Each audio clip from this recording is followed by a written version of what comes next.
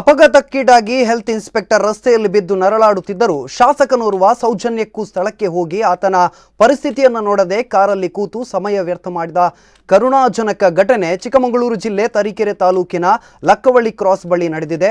ಲಕ್ಕವಳ್ಳಿ ಸರ್ಕಾರಿ ಆಸ್ಪತ್ರೆಯಲ್ಲಿ health inspector ಆಗಿ ಕರ್ತವ್ಯ ನಿರ್ವಹಿಸುತ್ತಿದ್ದ ರಮೇಶ್ ಡ್ಯೂಟಿ ಮುಗಿಸಿಕೊಂಡು ಬರುವಾಗ ಲಕ್ಕವಳ್ಳಿ ಕ್ರಾಸ್ ಬಳಿ ಅಪರಿಚಿತ ವಾಹನಕ್ಕೆ ಡಿಕ್ಕಿಯಾಗಿ ರಸ್ತೆಯಲ್ಲಿ ಬಿದ್ದು ನರಳಾಡುತ್ತಿದ್ದರು. ಸಾರ್ವಜನಿಕರು ಅವರನ್ನು ಆಸ್ಪತ್ರೆಗೆ ಸೇರಿಸಲು ಹೋರಾಡುತ್ತಿದ್ದರು. ಆಗ ಅದೇ ಮಾರ್ಗವಾಗಿ ತರೀಕೆರೆಗೆ ಬಂದ ತರೀಕೆರೆ ಬಿಜೆಪಿ ಶಾಸಕ ಸುರೇಶ್ ಜನಪ್ರತಿನಿಧಿಯಾಗಿ ಸೌಜನ್ಯಕ್ಕೂ ಹೋಗಿ ನರಳಾಡುತ್ತಿದ್ದ ವ್ಯಕ್ತಿಯನ್ನ ಆಸ್ಪತ್ರೆಗೆ ಸೇರಿಸುವ ಪ್ರಯತ್ನವನ್ನ ಮಾಡಿಲ್ಲ. ಗನ್ಮ್ಯಾನ್ಗೆ ಆಂಬ್ಯುಲೆನ್ಸ್ಗೆ ಕರೆ ಮಾಡಿದ ಬಳಿಕ ಆಂಬ್ಯುಲೆನ್ಸ್ ದಾರಿ ಕಾದಿದ್ದಾರೆ. ಸ್ಥಳೀಯರು ಗಾಯಾಳುವನ್ನ ಆಸ್ಪತ್ರೆಗೆ ದಾಖಲಿಸಲು ಹೋರಾಡುತ್ತಿದ್ದರು. ಶಾಸಕರು ಮೂಕ ಪ್ರೇಕ್ಷಕರಾಗಿದ್ದರು. ಲಕ್ಕವಳ್ಳಿ ಕ್ರಾಸ್ ಬಳಿ ತರೀಕೆರೆ ಸರ್ಕಾರಿ ಆಸ್ಪತ್ರೆಗೆ ಕೇವಲ 5 ಕಿಲೋಮೀಟರ್ ಇನೋವಾ ಕಾರಿನಲ್ಲಿ 3 ನಿಮಿಷದ ಜರ್ನಿ. ಒಂದು ಜೀವ ಉಳಿಸಲು ಹೋರಾಡಬಹುದಿತ್ತು, ಆದರೆ ಶಾಸಕರು ಕಾರನ್ನು ಬಿಟ್ಟು ಕೆಳಗೆ ಇಳಿಯಲಿಲ್ಲ.